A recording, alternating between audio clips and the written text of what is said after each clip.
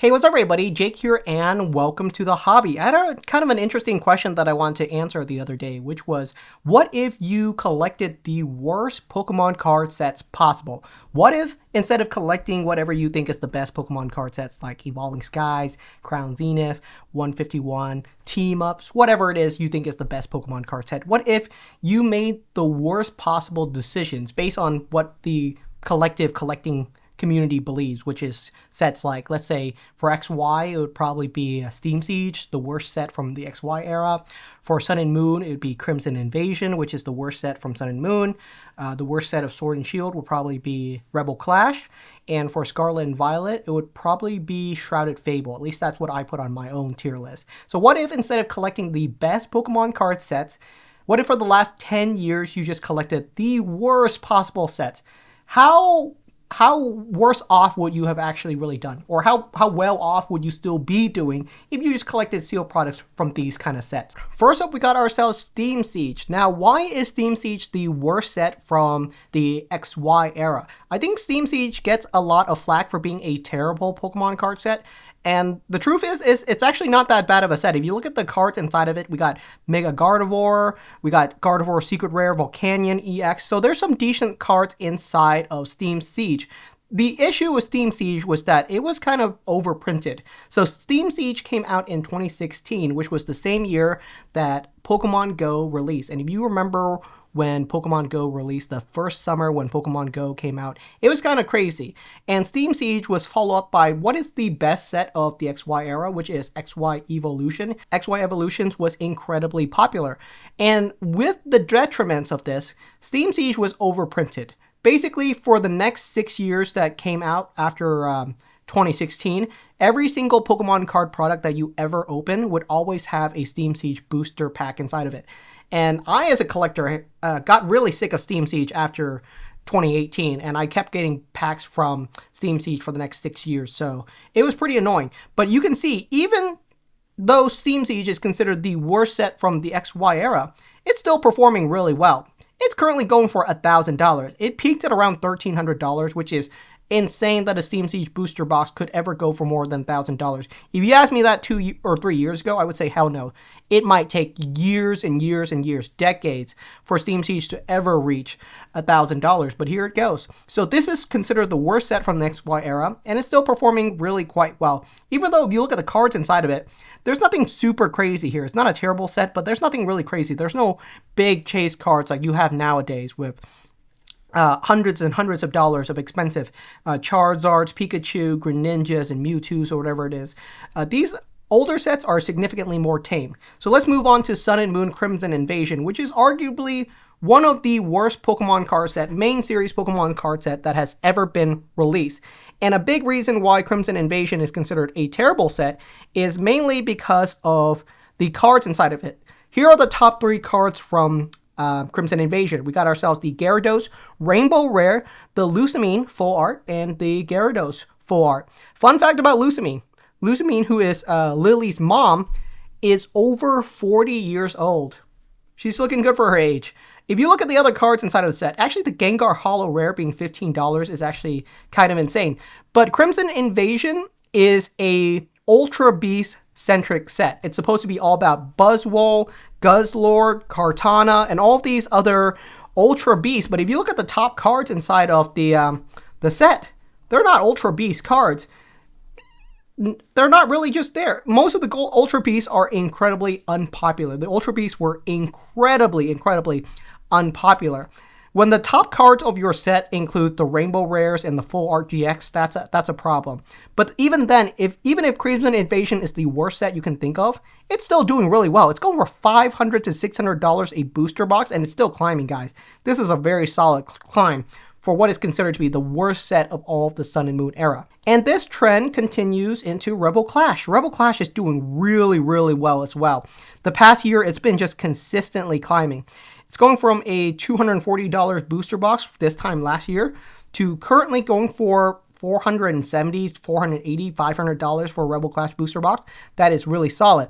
The top 3 cards inside of Rebel Clash is the Boss's Orders Full Art, the Boss's Orders Rainbow Rare, and the Ninetales V Full Art.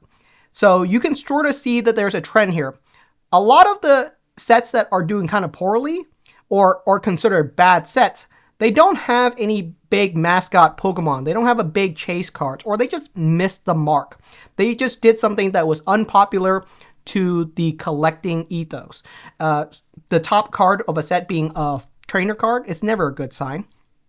The top chase cards in Rebel Clash being a Ninetales V full art is not a good sign. So that's the same thing with Crimson Invasion. The top card being a Rainbow Gyarados and a Gyarados GX full art in a Ultra Beast centric set. The top chase card being a Gen 1 Pokemon. That is adding insult to injury, really. And moving on to Shrouded Fable, which I consider to be the worst set from the Scarlet and Violet era. My issue with Scarlet and Violet, it's a super small set. There's only 64 cards inside of the main series. It's abysmally small as far as a set goes.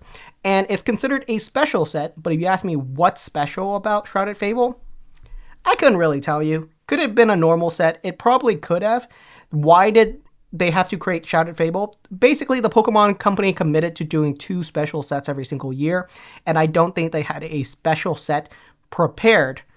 So Shrouded Fable just kind of exists because it had to exist. Shrouded Fable could have almost been inserted into Twilight Masquerade, and no one would have really noticed. I don't think anyone would have noticed. Looking at the top cards inside of Shrouded Fable, we got ourselves the Pheasantipity EX SIR, the Persian Illustration Rare, and Basic Dark Energy.